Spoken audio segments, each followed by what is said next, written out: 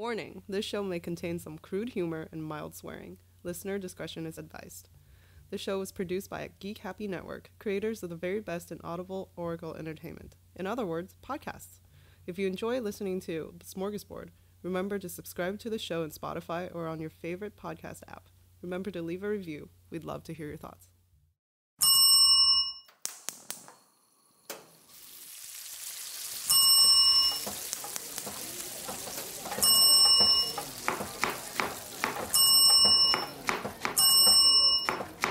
This is Smörgåsbord!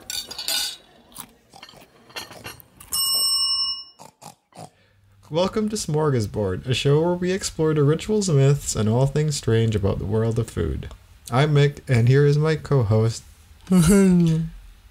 Angel. And today we'll be talking about chicken. I love chicken. Chicken in Japan. Yeah. Yay. We'll be talking about the strange obsession of some people in Japan with eating chicken during Christmas. I mean, that sounds like just a regular Tuesday over here. I know, for us, yeah, as big chicken fans. Fried chicken. It has to be fried. Yes. The chicken's fried for our sins today. And then killed later. Yep. Specifically, KFC chicken, though, in Japan. Yeah, okay, I'm not so into that. Yeah, apparently in Japan, KFC's a big deal at Christmas time. It's like, I'm big in Japan. Yeah. Says Colonel Sanders. Yeah. I mean, there is an anime version of him now. That's true. Actually, no, I haven't seen that one yet. Oh. I streamed it. I played it. It was only like an hour-long game. Oh, wow. Oh, it's an anime game? It was an anime dating sim. You go to cooking school with Colonel Sanders, but he's like the sexy version. Okay. So he's like, he's lean. Right. He's kind of like a silver fox daddy. Wow. And you're trying to be like, oh, Colonel Sanders, I want to make chicken just like, show me your drumstick. But you play through the entire thing. I don't know. There's spoilers. Does his drumstick have skin or no skin? I mean, you never get to see it. Oh. That's the twist. Wow. That's kind of disappointing. It's pretty PG. Oh, I see. Yeah, you fight like this mashed potato monster. I don't know. Oh, wow. It's okay. weird. Wow. Yeah. Fair enough. Mm-hmm. So apparently it is true that there's a chicken fascination in Japan. Yes. Was it set in Christmas time? No, this was like 2 months ago. Oh. But it was just, it's one big ad for KFC. Jesus. Okay. Just anime-ized. Wow. Well, apparently KFC is really big in Japan, especially during Christmas. It's so popular during Christmas that it actually accounts for 1/3 of the sales in Japan for KFC. So today we'll cover the significance of Christmas in Japan and the origins of this kind of strange story. I mean, if you're home alone on Christmas and you're trying to DoorDash and everything is closed, yeah, the only thing that's open is KFC. It's KFC. Weird. Okay. That sounds like my Christmas plans. Well, Christmas is celebrated quite differently in Japan compared to North America. This is mainly because Japan is not a Christian country at all. Well, Christmas is a Christian holiday, at least in its origins.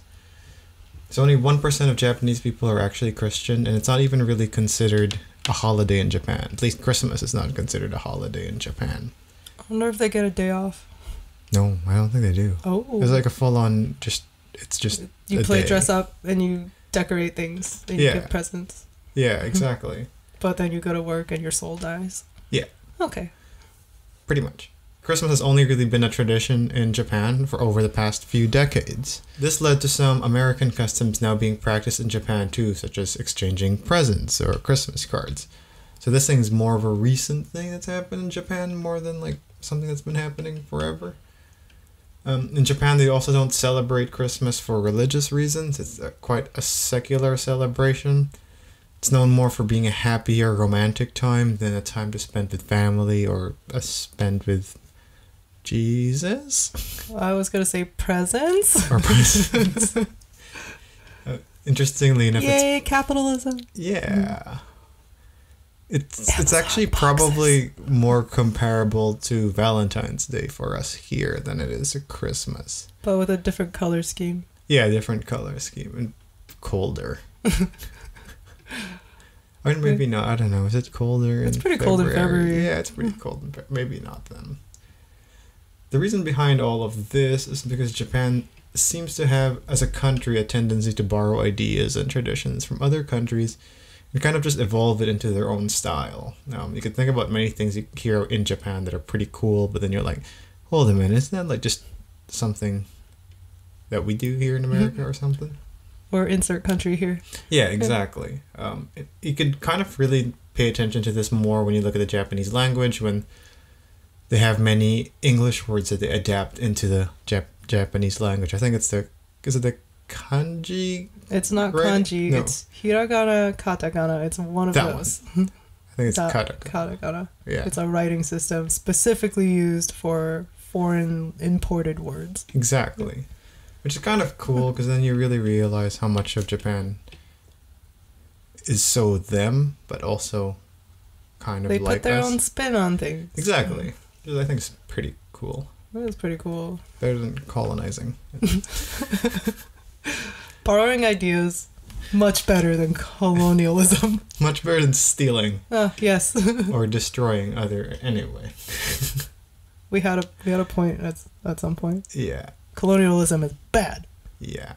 But while Christmas may not be a holiday in Japan, it is still something that has a bunch of different customs and traditions that are, like we mentioned, unique to Japan. One of it, for example, is a Christmas cake. As we are a food podcast. Yum. The Christmas cake is a sponge cake-like thing with strawberries and whipped cream in it. As a strange sidebar, if you go to your phone and open up the shortcake or cake slice emoji, this is pretty much what the Christmas Japanese shortcake looks like. Okay, now does this apply to all, like, phone OSs? I think so. Okay, because I looked mine up. It's definitely like a strawberry cake. And your Android phone. I am on Android, yes. And I use iOS, and it definitely looks like a strawberry cake as well. Unity. Yes.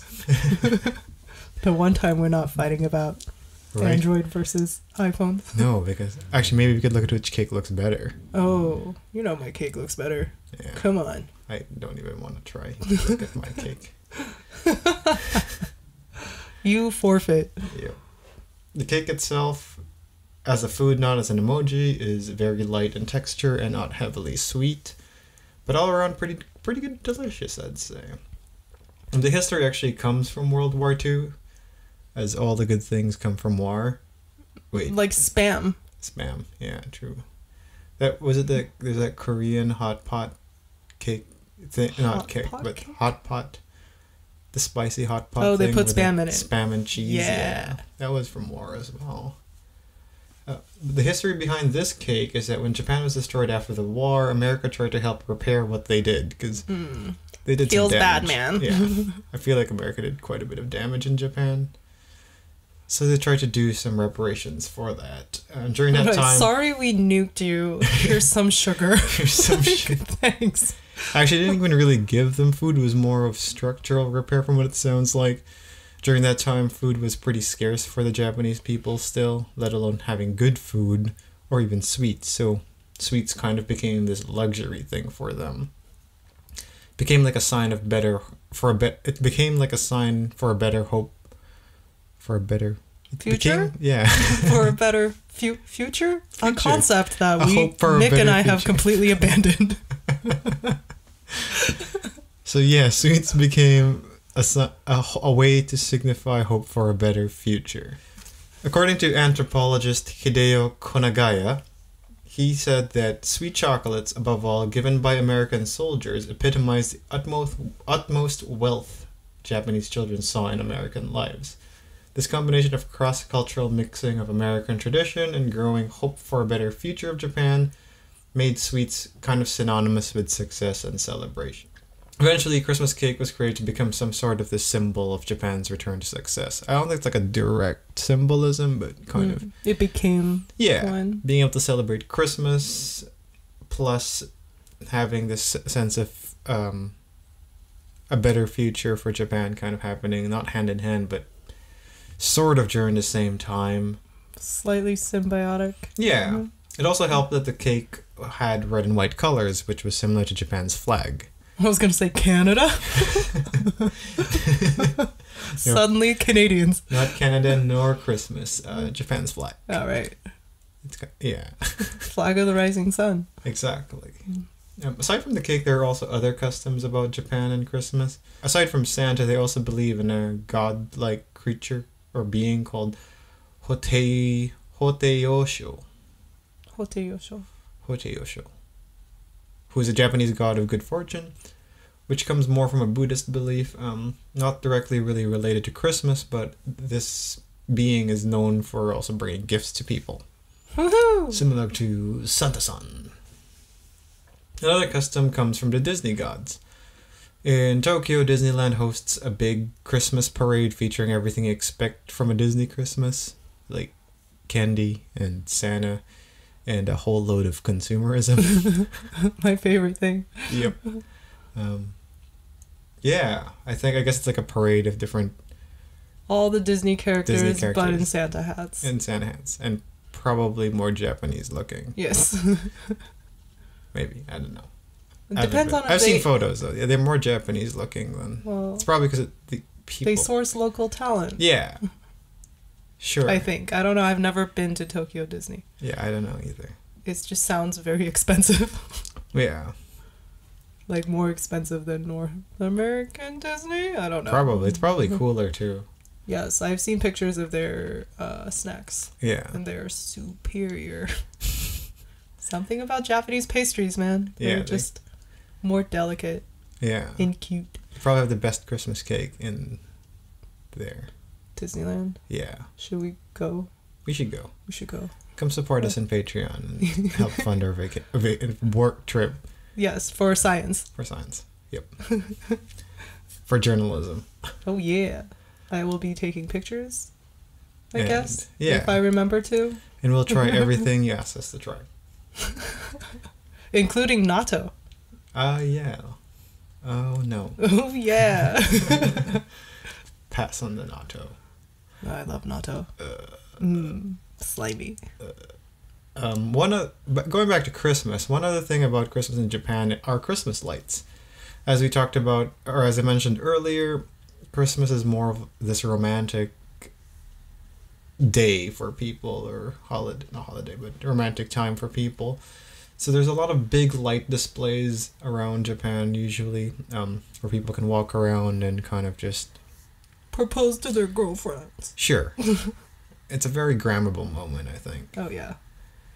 And one last thing to note before we go into KFC about Christmas in Japan is opening gifts. Apparently in Japan, you don't rip your gifts open. It's kind of considered rude. They more enjoy the slow process of gently opening your presents, which are usually more beautifully decorated than they are here anyway. Oh, yeah. They're all about the wrapping. Really? I could appreciate that. I mean, it's a work of art. Yeah. Mm-hmm. Heck, even when gifts given to me are terribly wrapped, I still... You prefer that over I just like opening it slowly. It's fun. I rip things open with a fury. But I also haven't gotten a wrapped present in like years. Okay. People just throw it here. Here's a Merry Christmas. Here's a bag. Just throw it at me. Ooh, what did you get me? What's in the bag? It's the bag. Just the bag. Yeah. But like we mentioned, we're not here to talk about any other traditions in Japan. We're here to talk about chicken. Chicken. When it comes to chicken, KFC is the second largest and largest restaurant chain in the world next to McDonald's. And Japan is actually the third largest market for KFC after China and the United States. Wow. And considering Japan's landmass in size, is tiny. That's impressive. You can see how big KFC is in Japan in that matter. Yeah, we should really Patreon so we can food travel. Yeah, we should. On other people's dimes. We need to experiment. In Japan, it's mostly a takeout culture. Or 70% of orders are takeout rather than dine-in, so it's not a place where you just sit down and eat. Yeah, because you don't want to socialize. No, probably not. With food being used for parties or side dishes sometimes. There also tends, just like most places in Asia, There's also preference for dark meat over light meat when it comes to chicken. So more of the drumsticks and thighs rather than the wings or the breasts or the ribs. And they're usually served with rice or familiar bento boxes. This is what I like about KFC in Asia. You could get rice with your fried chicken. Whoop-de-doo. Whoop-de-fucking-doo. I hate rice. The history of KFC in Japan began in 1970 when the Mitsubishi Corporation first opened a store in Nagoya. And interestingly enough, KFC is branded as a more expensive kind of like a restaurant. luxury fast food? I wouldn't say luxury fast food. I'd say just kind of white spot. White spot. Instead of McDonald's Okay. level, you know. Right. Or like Applebee's. Applebee's, all versus right. McDonald's kind of thing. You can only order apples or bees at Applebee's. Yeah. Just so you know. I've never been, so I believe you 100%. Trust. Yeah. But when it comes to Christmas, though, how did KFC become synonymous with Christmas in Japan? Well, that one we could thank Takeshi Okawara, who managed the first KFC restaurant in Japan. And also actually ended up becoming the CEO of KFC Japan from 1984 to 2002. You too can have entrepreneurial dreams. Just, you know, make chicken synonymous with a country, with a holiday in a country, and he's a pioneer. Exactly. What holidays are left that we can take? So Easter. Let's Easter. let's do it. The Easter chicken. The Easter chicken. Exactly. I mean, it doesn't have to be chicken. We can start a whole new trend. Yeah, it kind of has to be chicken. Okay. Yeah. I feel like we need a different style of chicken to be different from KFC. How about oil fried? I mean, isn't deep fried in oil? Yeah. Dehydrated chicken. Like chicken Air jerky. fried? We could do air fried. Yeah. Right. So when it comes to the origins of this story, it's a little bit mixed. There are two main stories of how this whole KFC becoming synonymous with Christmas came to be. One story is when Okawara visited a local kindergarten when they first opened KFC in Aoyama in 1973. School asked if they could have KFC during their annual Christmas party, and also asking Okawara if he didn't mind coming in dressed up as Santa. He naturally obliged and kind of enthusiastic. Naturally. Like, why hire a Santa when you can be Santa? Exactly. I think he found his destiny. He enthusiastically celebrated this with the kids, and the event was so successful that the word got out and other schools began asking Okawara to do the same. This eventually led to the idea of promoting KFC during Christmas to Okawara. Another origin story that's a little bit more boring is that Okawara, overheard a couple talk about how they miss having turkey during Christmas, and he thought, well, turkey, chicken, same thing. Maybe we could use turkey. KFC as a substitute. But whatever the origin, Okawara's idea was to package the chicken as a party barrel for people to buy and share during the holidays. Ooh, a barrel. Yeah. KFC Japan liked the idea of this and built a national ad around it, kind of going with that idea. The whole advertising project was to have this party barrel and also sell KFC as being synonymous for Christmas. So Christmas equals KFC. This kind of worked because, like we mentioned, Christmas isn't really a Japanese thing. They're not really wholly religious, so they just heard about this. They jumped on that fresh market. They jumped pretty quick, yeah, which was very fortunate for KFC. Especially because, Japan just heard about this holiday that the Americans would celebrate or whatever. And they didn't exactly know what to do with it. It was like, oh, there's a Christmas. Cool. What are we going to do? It's kind of big. Yeah. And then KFC comes in and be like, well. Let me tell you a thing. In America, we eat chicken during Christmas, okay? Okay. So here's a party barrel. And y'all can enjoy. Don't forget to shoot it first. Your chicken during Christmas. You're welcome, Japan. So that's kind of exactly how the ad went. Word for word. Yep. And actually worked. Today, it's so successful that about 3.5 million Japanese people tend to celebrate Christmas with KFC as a part of their meal. Dang. The party barrel itself comes usually as a party box, including 8 pieces of chicken, some shrimp gratin, and a triple berry tiramisu cake. Oh, that sounds good. Which, when you think about the cake and the berry, is kind of reminiscent, but not exactly the same as the Christmas cake. It costs about 4,000 yen, or $30-ish. There's also some... It's pretty good. It is pretty... For, like, something that they say is a more... It's like the... For something that is seen as, like, the Applebee's of Japan. It's pretty cheap. But you get, like, you know, full dinner and dessert. Yeah, exactly. There are also more premium options, which can include a whole roasted chicken. So there goes a roasted chicken idea. Ooh. Or even Christmas wine, and can cost as much as 6,000 yen, or whatever, $45-$50. Yeah. Math. Because of the popularity of this during the holidays, most people do choose to book their orders in advance, so you could order your chicken orders in advance, or risk having to wait as much as 2 hours to get your order in. Yikes. So, I once waited 90 minutes for raclette. Why? I really wanted raclette. Have, And 2 hours? Yeah, I don't know. was it worth it? It was pretty good. Okay, It was the first time I ever had raclette. So. In Japan? No, it was in LA. Oh. You could They were running out of cheese by the time we got to the back of the line. Couldn't you just have gone to a grocery and heat up cheese? No, but they have the specific cheese heater that you're supposed to use. I think I have one at home. You have a raclette maker? I think I do. We could have a raclette party. Oh my god. Screw KFC. Yep. Sorry, Wait, Japan. KFC has a raclette No. in LA? No.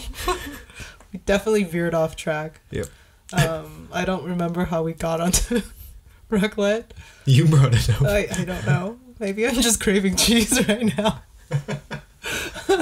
Well, back to chicken. Back to chicken. Another note that probably helped with the success of KFC becoming synonymous with Christmas is the fact that Colonel Sanders kind of can pass as Santa.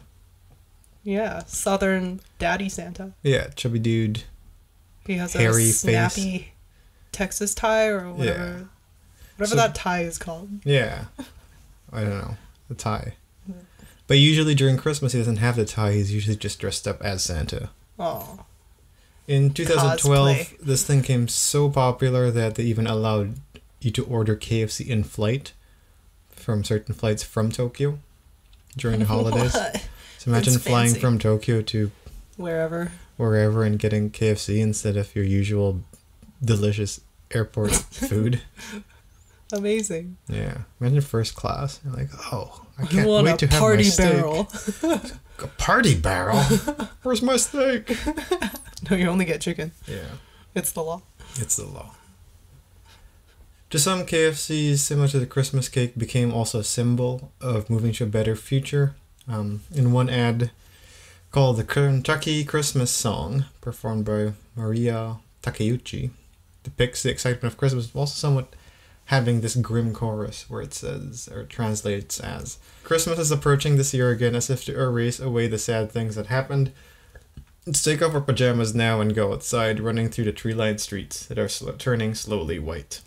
So it's kind of this sad, It's melancholic. but also hopeful. Yeah, melancholic is a good word for it. And maybe that's in some ways, to some people, KFC has this kind of hope for a better year feel to it. Until the new year comes and you're like, oh, hope is dead. Yeah. So that's kind of it about what Christmas is in Japan with KFC. At this point, I thought it'd be cool to talk about how KFC is different, I guess, in other parts of the world.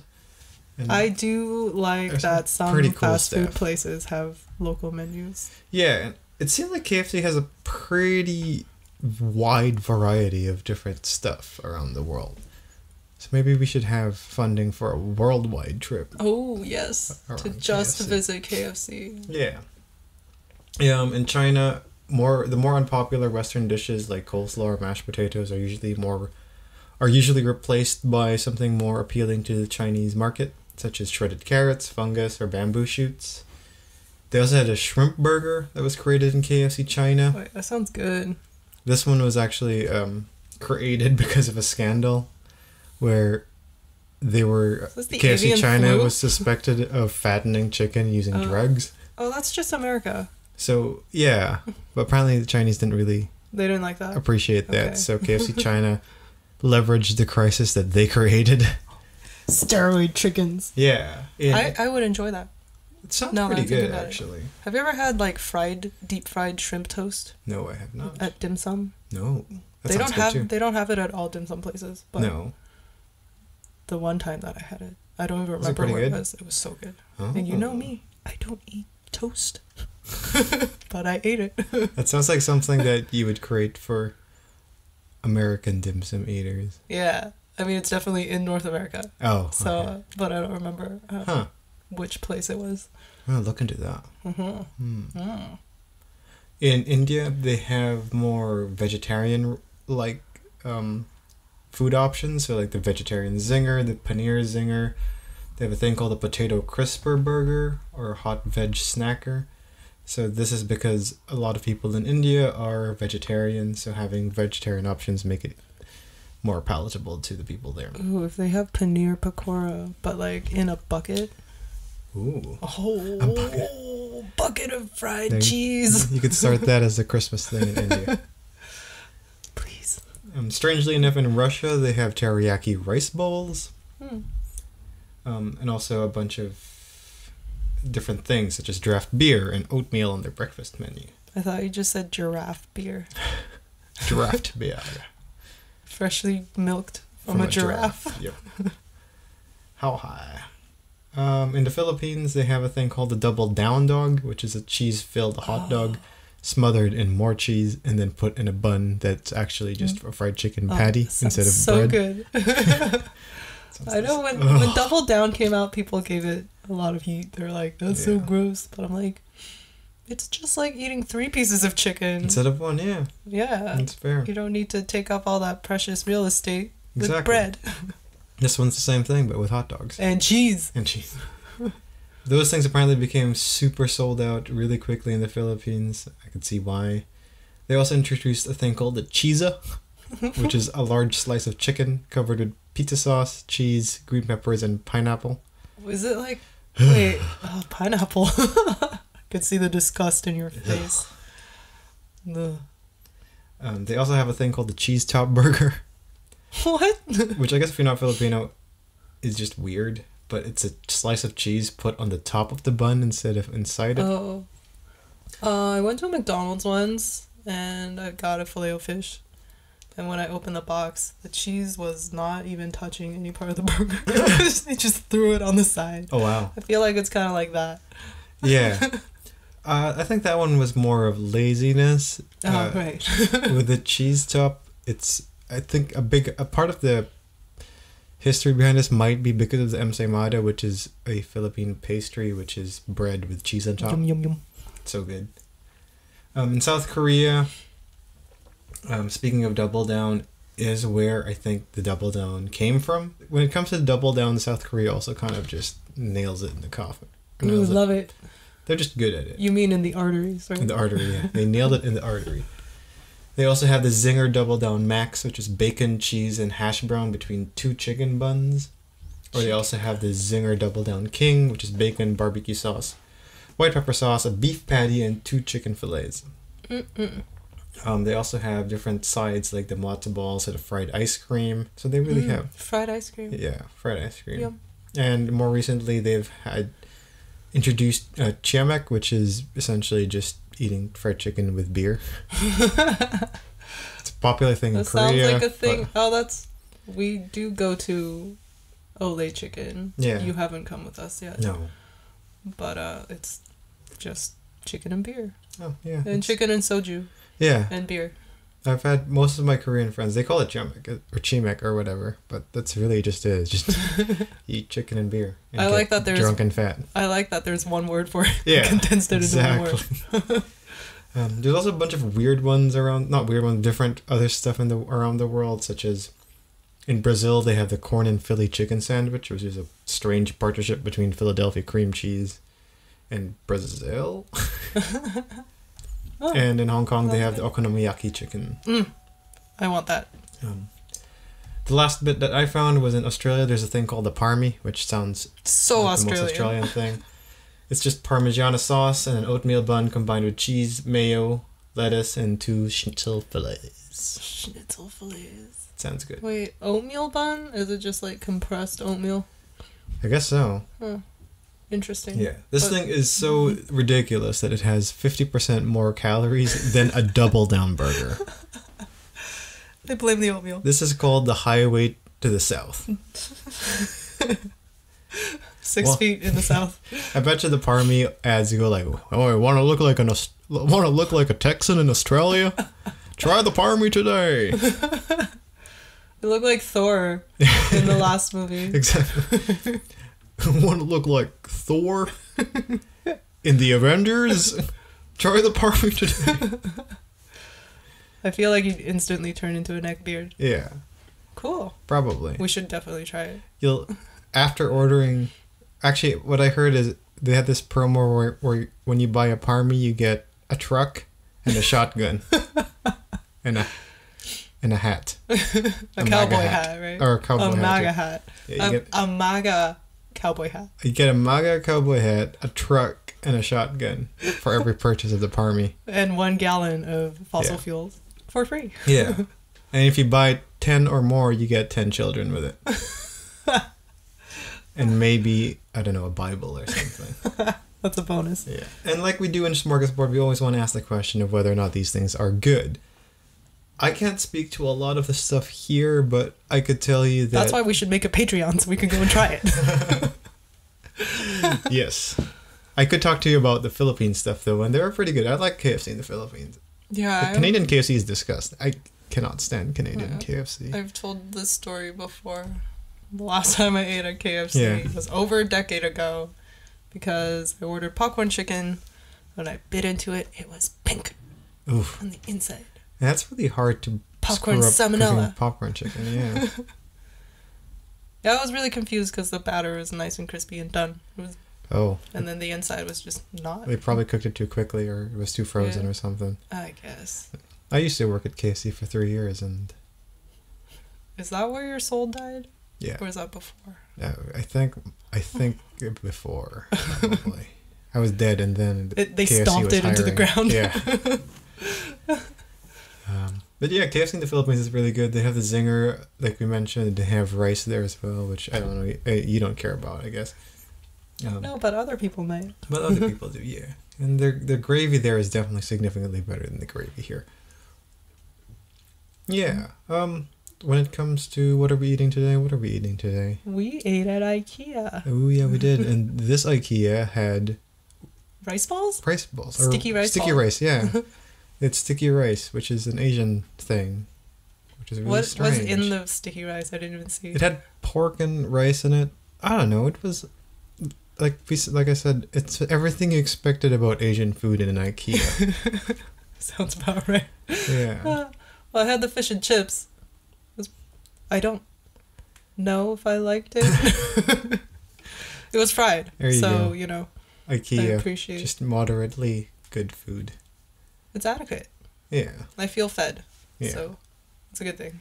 Doesn't make you happy, but it doesn't make you sad either. Yes, life was not better, but it's not worse. But yeah. So that's our episode today. This is the second time we've recorded this. Thanks in case I didn't say that already. We'll probably post the terribly recorded one because we forgot how to talk today. Our sound mixer sucks, and now we can't talk. So. Yeah. There you go. Yeah.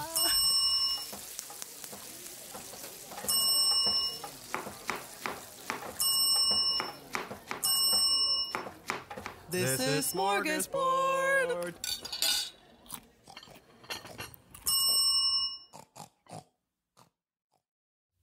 Have a food-related ritual, myth, or something strange you want us to explore?